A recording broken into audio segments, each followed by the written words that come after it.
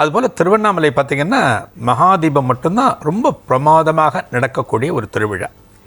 இந்த மகாதீபம் மலை இருக்கிற எல்லா திருத்தலங்களிலும் இன்றைய தினம் தீபம் ஏற்றுவாங்க அப்படின்னாலுமே அதற்கு முத்தாய்ப்பு எது அப்படின்னா இந்த திருவண்ணாமலை திருத்தலம் தான் முக்கியமானது.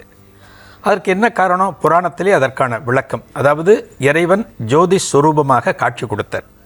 அந்த மலை பார்த்திங்கன்னா திருவண்ணாமலையில் என்ன ரொம்ப விசேஷம் அப்படின்னா, நம்ம அத்தனை பேரும் கோவிலுக்குள்ளே இருக்கிற அருணாச்சலேஸ்வரர் என்கிற அண்ணாமலையார் தான் சிறப்புன்னு நினைக்கிறோம். ஆனால் அந்த மலையை நம்ம தரிசனம் பண்ணினாலே அந்த கோவிலோட கருவறைக்குள்ளே போய் அண்ணாமலையாரை தரிசனம் பண்ணின ஒரு பெருமை, ஒரு பக்தி நமக்கு கிடைக்கும். அப்படிங்கிறதுனால தான் அந்த திருத்தலத்தில் மட்டும் கிரிவலம் ரொம்ப விசேஷமாக சொல்லப்படுகிறது.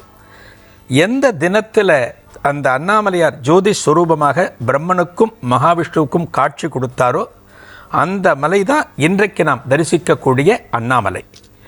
அந்த மலை பார்த்திங்கன்னா ஒவ்வொரு யுகத்திலும் ஒவ்வொரு மாதிரி மாறி வந்துட்டுருக்கு அப்படிங்கிற தலபுராணத்தில் சொல்கிறது.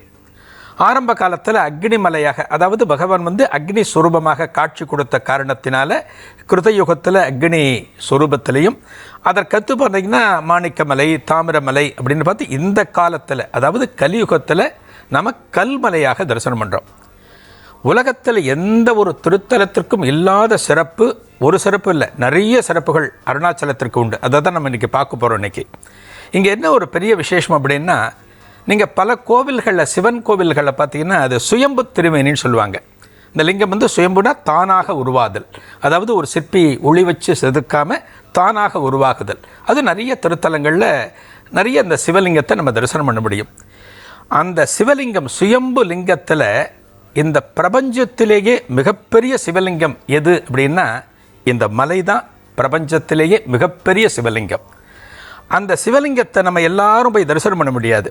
இப்போ ஒரு சிவலிங்கம் அப்படின்னா பூ வைப்பாங்க, அபிஷேகம் பண்ணுவாங்க, நிறைய காட்சிகளை நம்ம பார்க்குறோம்.